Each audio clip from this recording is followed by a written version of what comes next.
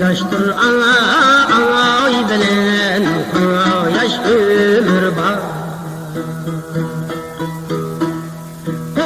Yaşsız kalsan ay bulur zulme.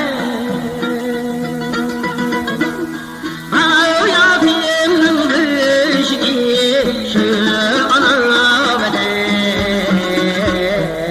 Vatansiz ne kılsın vatanda ya.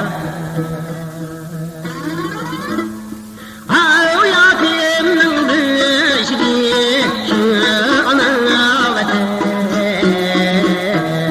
Vatansiz ne kılsın vatanda ya.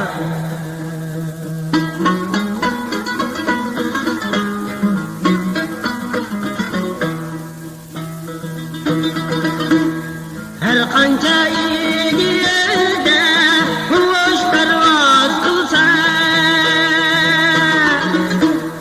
o'ziki o'zi yer uzra bo'lur.